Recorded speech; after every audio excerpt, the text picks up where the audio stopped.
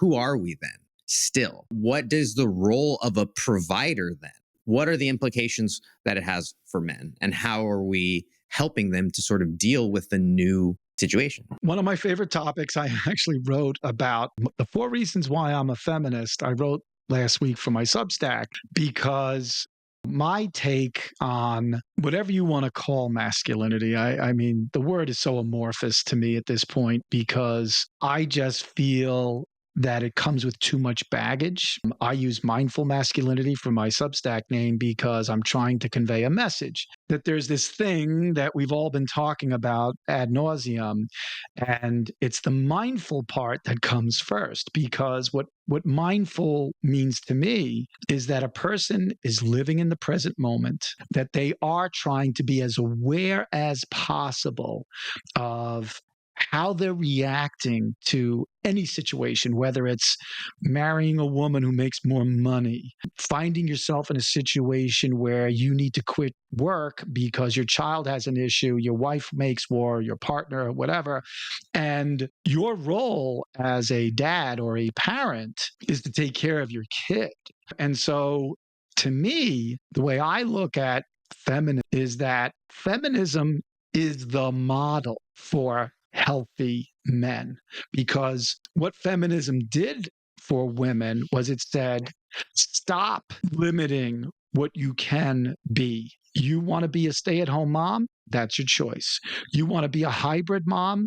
You work at home, but you also have a job outside the home? Fine.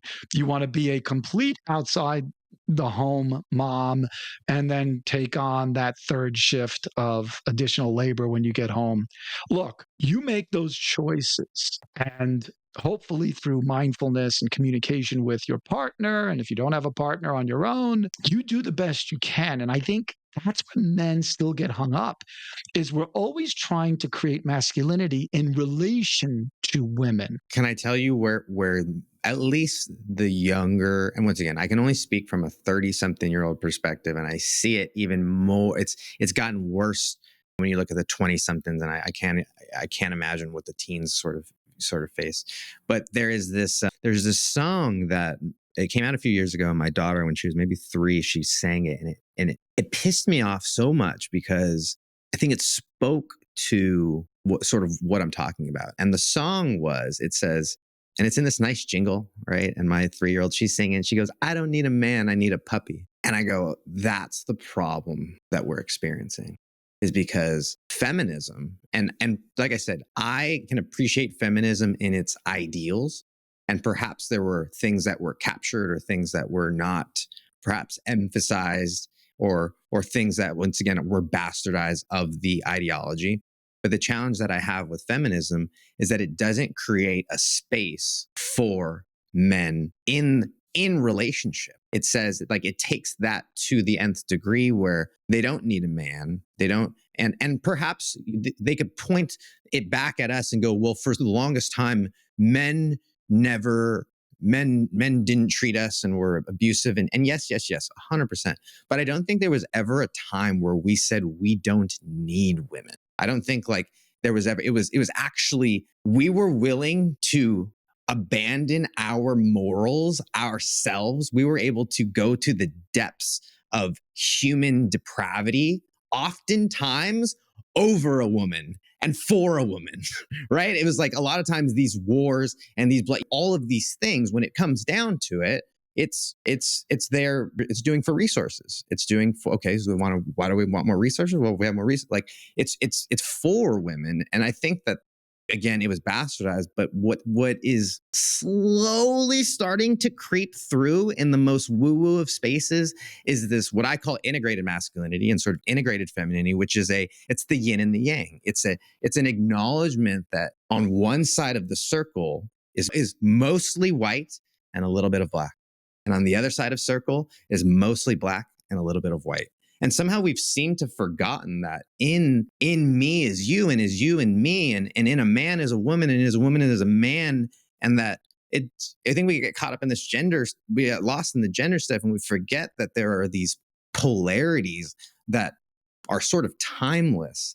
And And if we're only on one side of the pole and we forget the other side. I understand the polarities. Help me understand the polarities, because I have had conversations with men in person and online, and when they've used the word polarity, I kind of get lost in an ambiguous space. Here's the polarity of it, right? Women want, here's a perfect example. And I'll give you, well, let me ask you first. Would you want the metaphor or the direct case example?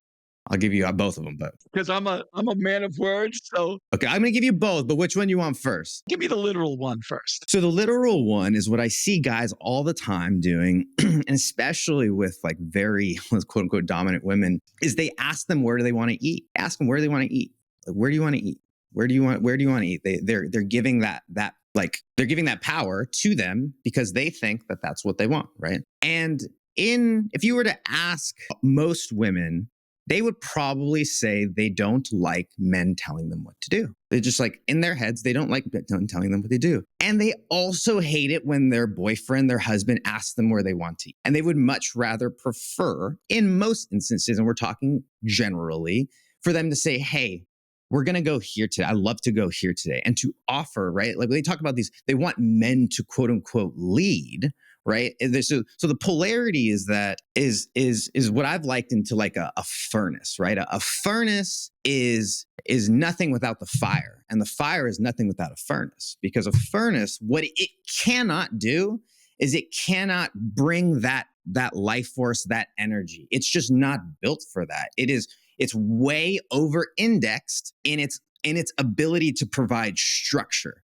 It's way over indexed in its ability to provide direction, so that if you provide something like a fire, which is the opposite of polarity, it has no structure. It's so wild and dramatic in its form. And thus that is its power. That is how it does what it does, is through that chaos. And so the polarity is that you have this essence that is very rigid and structured. And of course, it's got to be able to withstand the heat. So it's got to be able to get hot, right?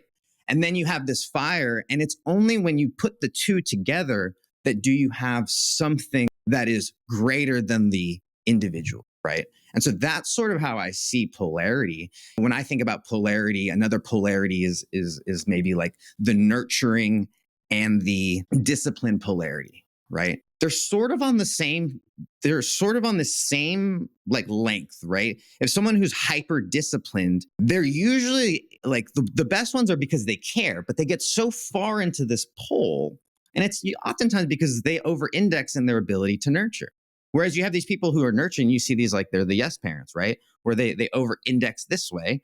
And so it's this balance, right? That is necessary. And what I feel we've been living in is the women, and to their credit, should they go out and have a career? Should they make an impact in society? Like, absolutely. That's not the point. The point is the pie has just gotten so much bigger. And so now we haven't really had the conversation to talk about, okay, so now that the pie is bigger, what's the expanded roles of us? And unfortunately, that requires both parties to be in dialogue, right? Like we can't go on. And then you start to look at like, I wouldn't say unfortunately. I would say fortunately, they have to be in dialogue. I can only draw this conclusion from my own experiences and what I see on social media. So when those two line up, that's where I'm going, okay, this is not truth or reality, but perhaps this is a microcosm, right? Perhaps my experience is a microcosm of what is happening in society. And it just seems that women at a large, let's call it the contemporary, the ones who aren't on either sides of the poles, right, are not ready to have that sort of conversation about what is the larger role of a man, right? When you, and I asked my my ex this one time, and I said, because she told me, she said, I don't think you're man enough to be with me. That's why I started the show. So I'm like, fuck does that mean? I wanted to find out. And we're 115 episodes in, and I don't know if I've got an answer. But a few weeks or months later, something came up And I asked her, I was like, this is when we were still sort of trying to work through it. I asked her, what do I tell if I'm telling Cash, like, here's what it is to be a man? Because we were going through some of that stuff and we were talking about that and being tough, and we were trying to toughen him up a little bit. He was not having as much confidence. And so we were having that conversation with him. And I said, okay, so for Kyra, what does it mean for her to be a woman? She couldn't answer it. And that kind of gets caricaturized on television, where they go, what is a woman? And they're talking about genitalia and stuff. I don't even know if they're ready to have that conversation. Okay, say, what is a woman ideally, spiritually, holistically?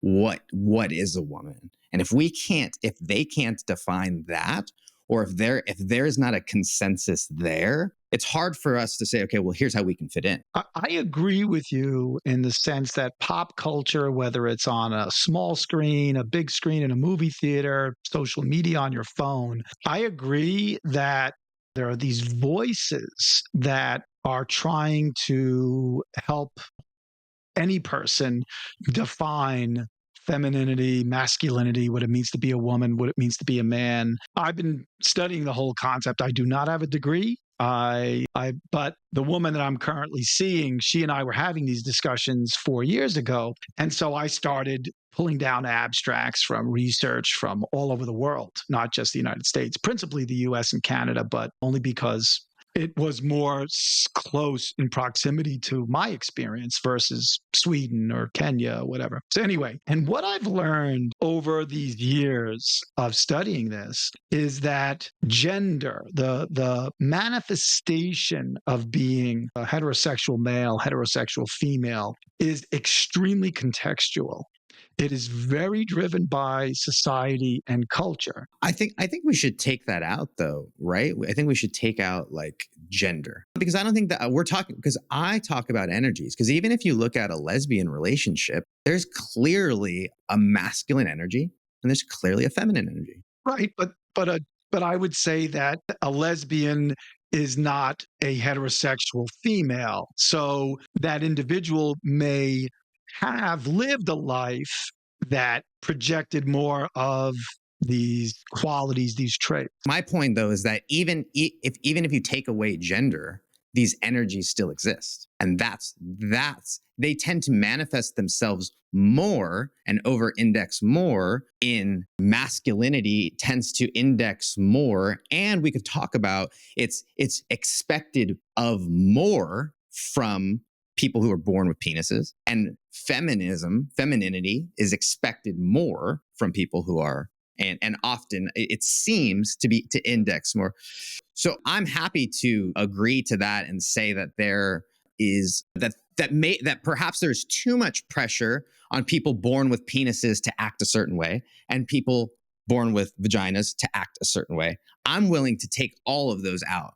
I would like to, but I would say to you that what you were talking about before, the fact that you're sensing that men are struggling because feminism has opened so many doors for women and men haven't adjusted to it yet. What I would tell you is that is the result of culture and society. And that's a great point. And hopefully you're willing to engage in this dialogue, and my energy is not. I am. I'm enjoying it tremendously. Some people get off put by it, because you pointed on a big distinction. We are not upset at women and their rise in sort of the marketplace and their opportunities. Like, and that's sort of what I think gets sort of pigeonholed or strawman or whatever sort of the issue, the debate term is, because we are, as a whole, men are not. We don't necessarily feel like I don't think that there are men who go, a woman can't do